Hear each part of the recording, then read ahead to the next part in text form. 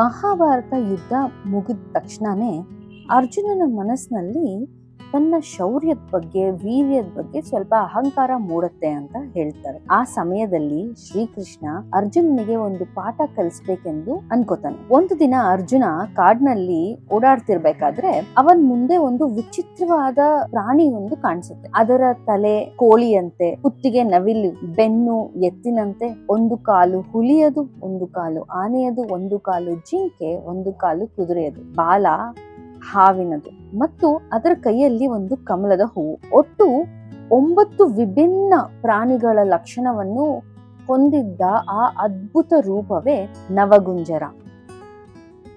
ಈ ಪೇಂಟಿಂಗ್ ನ ನಾನು ಫಸ್ಟ್ ನೋಡಿದಾಗ ಏನಿದು ತುಂಬಾ ವಿಚಿತ್ರವಾಗಿದೆ ಅಂತ ಅನ್ನಿಸ್ತು. ಇದ್ರ ಬಗ್ಗೆ ಸಾಕಷ್ಟು ಇನ್ಫಾರ್ಮೇಶನ್ ನಿಮ್ಗೆ ಸೋಷಿಯಲ್ ಮೀಡಿಯಾನಲ್ಲಿ, ಇಂಟರ್ನೆಟ್ ನಲ್ಲಿ ಸಿಗಬಹುದು. ಆದ್ರೆ ಈ ಪೇಂಟಿಂಗ್ ನ ನಾನು ಮಾಡ್ಬೇಕಾದ್ರೆ ಇದರ ಸ್ಟೋರಿ ಏನು ಅಂತ ತಿಳ್ಕೊಬೇಕು ಅಂತ ತುಂಬಾ ಕುತೂಹಲ ಆಯ್ತು. ಸೊ ಪೇಂಟಿಂಗ್ ನ ಮಾಡ್ತಾ ನಾನು ಆ ಸ್ಟೋರಿನ ಈ ಒಂದು ಶಾರ್ಟ್ ವಿಡಿಯೋನಲ್ಲಿ ನಿಮಗೆಲ್ಲ ತಿಳಿಸ್ಕೊಡ್ತೀನಿ. ಇದನ್ನ ನಾನು ಫ್ರೀ ಸ್ಟೈಲ್ ಪೇಂಟಿಂಗ್ ಅಥವಾ ಡ್ರಾಯಿಂಗ್ ಅಂತ ಹೇಳ್ಬೋದು. ನಾನಿಲ್ಲಿ ಯಾವುದೇ ರೀತಿಯಾಗಿ ಮಾರ್ಕಿಂಗ್ಸ್ ಆ ಥರದ್ದೇನು ಮಾಡಿಲ್ಲ.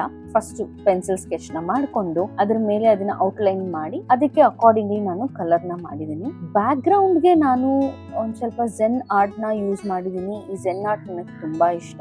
ನಾನು ಯಾವ್ದಾದ್ರು ಒಂದು ಒಳ್ಳೆ ಮೆಡಿಟೇಷನ್ ಮ್ಯೂಸಿಕ್ ನ ಹಾಕೊಂಡು ಇದನ್ನ ಮಾಡ್ತೀನಿ. ಸೊ ಎವ್ರಿ ಡೇ ಒಂದು 30 ಮಿನಿಟ್ಸ್ ಮಾಡೋದ್ರಿಂದ ಮೈಂಡ್ಫುಲ್ ಮೆಡಿಟೇಷನ್ ಅಂತ ಹೇಳ್ಬಹುದು. ಸ್ಟೋರಿ 9 ವಿಭಿನ್ನ ಪ್ರಾಣಿಗಳ ಲಕ್ಷಣ ಒಂದೇ ರೂಪದಲ್ಲಿ ಕಾಣಿಸುವಂತದ್ದು. ಇದನ್ನ ಅರ್ಜುನ ಫಸ್ಟ್ ನೋಡಿದಾಗ ಬೆರಗಾಗ್ತಾನೆ. ಇದು ಯಾವ ಪ್ರಾಣಿ ಆಗಿರ್ಬೋದು ಅಂತ ತುಂಬಾ ಆಶ್ಚರ್ಯ ಆಗುತ್ತೆ. ಈ ಲಕ್ಷಣದಲ್ಲಿ ಅವನಿಗೆ ಅರಿವಾಯಿತು, ಇದು ಸಾಮಾನ್ಯ ಪ್ರಾಣಿ ಅಲ್ಲ, ಇದು ಶ್ರೀಕೃಷ್ಣನ ಮಹಾತ್ಮೆ ಅಂತ. ಅರ್ಜುನ ತನ್ನ ಆಯುಧನೆಲ್ಲ ಕೆಳಗಿಟ್ಟು ತಲೆಬಾಗಿ ನಮಸ್ಕರಿಸ್ತಾನೆ. ಆಗ ಶ್ರೀಕೃಷ್ಣನು ತಿಳಿಸಿದ ಸಂದೇಶವೇ ಅತ್ಯಂತ ಸುಂದರ.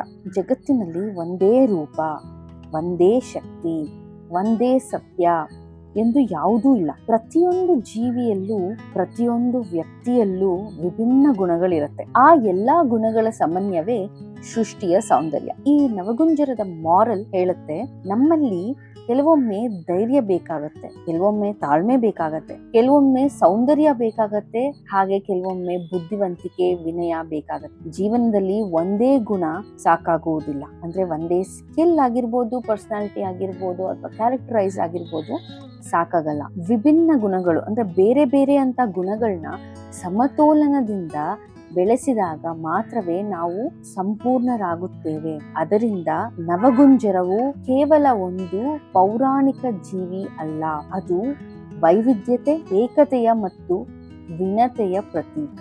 ಅಂದ್ರೆ ಬರೀ ಸ್ಟ್ರೆಂತ್ ಮಾತ್ರ ನಮಗ್ ಸಾಕಾಗಲ್ಲ, ಬ್ಯೂಟಿ ಮಾತ್ರ ಸಾಕಾಗಲ್ಲ, ವಿಸ್ಡಮ್ ಮಾತ್ರ ಸಾಕಾಗಲ್ಲ. Courage, patience, intelligence, resilience, humanity, grace ಎಲ್ಲಾ ಕ್ವಾಲಿಟಿನೂ ಒಟ್ಟಿಗೆ ಇರಬೇಕು ಅಂತ ತೋರ್ಸೋದೇ ಈ ನವಗುಂಜರದ ಮಾರಲ್ ಅಂತ ಹೇಳ್ಬೋದು. ಅಂಡ್ ಲೋಟಸ್ ನ ಈ ನವಗುಂಜರ ಎತ್ತಿ ಹಿಡ್ಕೊಂಡಿರೋದ್ರಲ್ಲಿ ಅರ್ಥ ಏನಿದೆ ಅಂತಂದ್ರೆ, ಈವನ್ ಡಿಫಿಕಲ್ಟ್ ಸರ್ಕಮ್ಸ್ಟಾನ್ಸಸ್ ಅಂದ್ರೆ ನಮ್ಮ ಜೀವನದಲ್ಲಿ ಬರುವಂತ ಕಷ್ಟದ ಸಮಯದಲ್ಲೂ ಕೂಡ ನಾವು ನಮ್ಮ ಪ್ಯೂರಿಟಿ, ನಮ್ಮ ವಿಸ್ಡಮ್ ನ ಎತ್ತಿ ಹಿಡಿಬೇಕು ಅಂತ ತೋರ್ಸೋದು. ಇದು symbol of unity, balance and transformation ಅಂತ ಹೇಳ್ತಾರೆ. ನಾನು ಈ ಪೇಂಟಿಂಗ್ ನ ಮುಗಿಯೋದ್ರಷ್ಟರಲ್ಲೇ ಈ ಚಿಕ್ಕ ಸ್ಟೋರಿ ನಾನು ನಿಮಗೆ ಹೇಳಿದೆ. ಒಂದು ಭಾರತೀಯ ಸಂಸ್ಕೃತಿ, ಪುರಾಣ, ಚಿತ್ರಕಲೆ ಮತ್ತು ಧ್ಯಾನವನ್ನು ಒಂದೇ ವೇದಿಕೆಯಲ್ಲಿ ನೋಡಲು ನನ್ನ ಚಾನೆಲ್ಗೆ ಸಬ್ಸ್ಕ್ರೈಬ್ ಮಾಡಿ.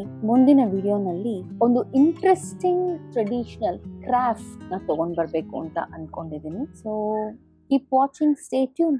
Thank you so much.